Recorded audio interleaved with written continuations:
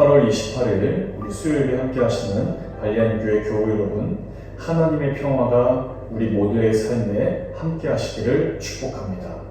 우리 다 함께 찬송가 455장 찬송하시겠습니다.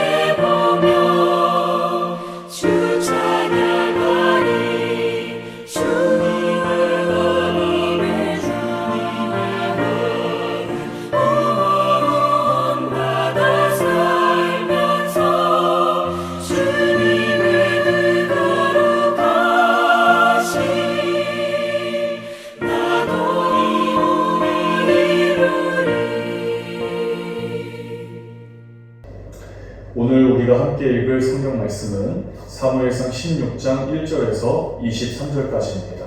본문 가운데 주제 말씀인 사무엘상 16장 7절 말씀을 우리 함께 읽어보겠습니다. 여호와께서 사무엘에게 이르시되 그의 용모와 키를 보지 말라. 내가 이미 그를 버렸노라. 내가 보는 것은 사람과 같지 아니하니 사람은 외모를 보거니와 나 여호와는 중심을 보느니라 하시더라. 아멘. 신명기 17장을 보게 되면 앞으로 수백 년의 세월이 지나서 이스라엘 백성들이 하나님을 왕으로 모시지 않고 주변에 있는 나라들처럼 눈에 보이는 왕을 구할 것이라고 예견하고 있습니다. 이 모세의 예언대로 이스라엘 백성들은 모든 죄에 이 왕을 구하는 악을 범하고 말았습니다. 사무엘을 통해서 하나님은 백성들의 부당한 요청에 응하고 있습니다. 눈에 보이는 왕을 택하고 눈에 보이지 않는 신실하신 하나님을 외면하는 일이 선민이었던 이스라엘 백성들, 그들의 삶의 자리 가운데에서 벌어지게 된 것입니다. 그러면서 하나님은 왕이 세워지게 되면 왕이 조심해야 할 네 가지를 신명기 말씀에서 기록하면서 왕정제도가 가진 한계를 지적하고 있습니다.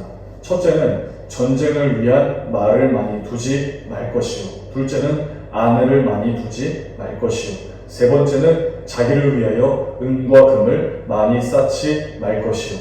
그리고 마지막으로 율법서의 이 사본을 자기 곁에 두고 그리고 평생 동안 그 말씀을 읽으면서 하나님을 진심으로 경외하고 거기에 기록된 모든 내용을 충실히 지키도록 당부하고 있습니다.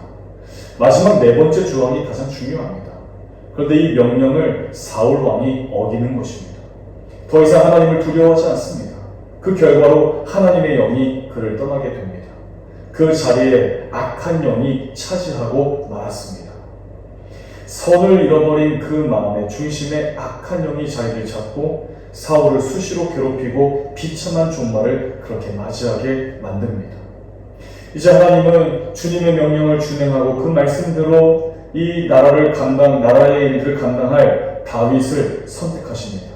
그리고 그에게 하나님의 영으로 감동되게 하시고 그의 마음 가득히 하나님의 영으로 채우십니다. 촛대가 옮겨지는 안타까운 역사가 일어나고 있는 것입니다. 하나님의 명령을 따르지 않는 자들을 버리시고 하나님 명령에 순종하는 또 다른 인물을 통해서 하나님의 역사를 우리 하나님께서는 운영해 가시는 것입니다.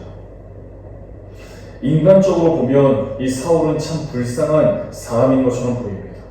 하나님 영에 감동되어 하나님의 일을 감당하다가 이제는 하나님으로부터 외면당하고 버림받고 있습니다. 이 새로운 왕 다윗을 선택하시면서 하나님은 분명한 선택의 기준을 제시하십니다.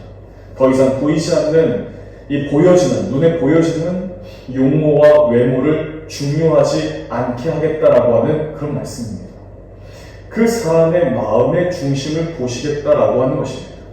하나님의 말씀을 사랑하고 그 말씀을 지키기 위해서 생명을 다하는 진실된 사람을 선택하여 그에게 기름을 붓고 왕으로 세우겠다라고 하는 하나님의 기준입니다.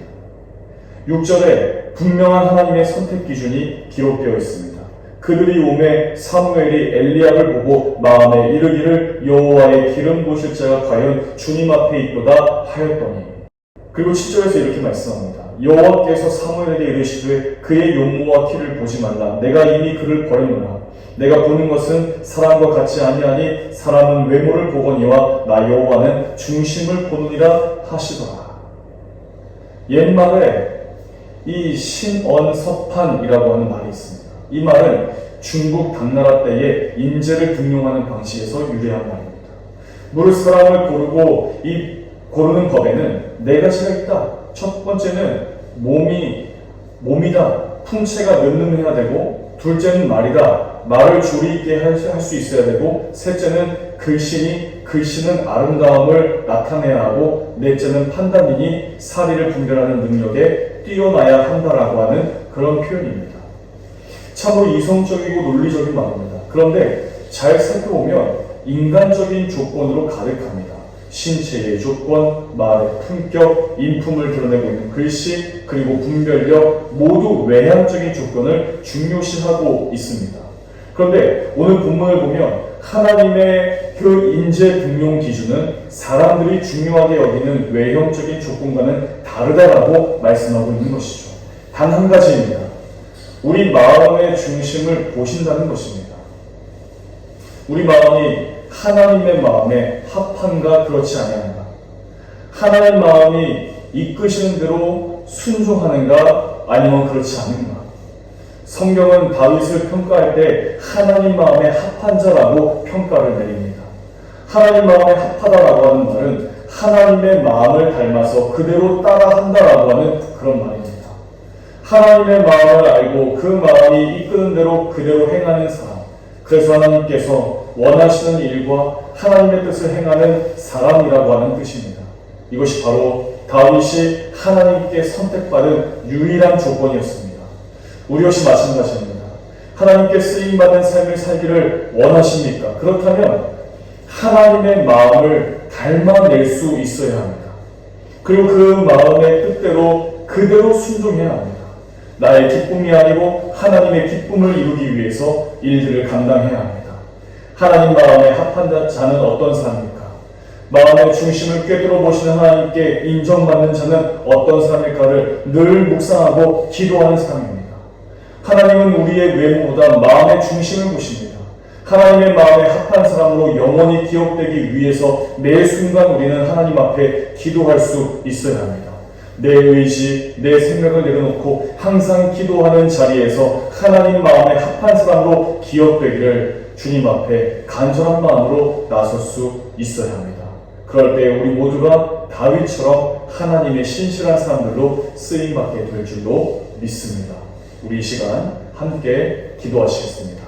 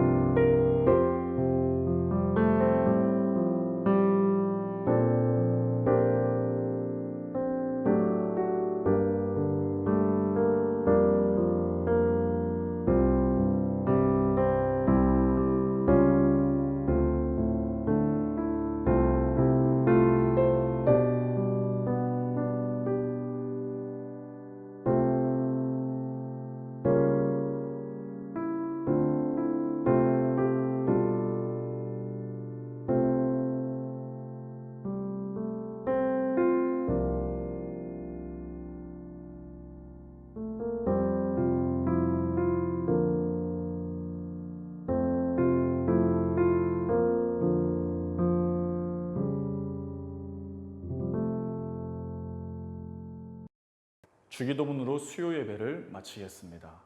하늘에 계신 우리 아버지, 아버지의 이름을 거룩하게 하시며 아버지의 나라가 오게 하시며 아버지의 뜻이 하늘에서와 같이 땅에서도 이루어지게 하소서. 오늘 우리에게 용할 양식을 주시고 우리가 우리에게 잘못한 사람을 용서하여 준 것 같이 우리 죄를 용서하여 주시고 우리를 시험에 빠지지 않게 하시고 악에서 구하소서. 나라와 권능과 영광이 영원히 아버지의 것입니다. 아멘.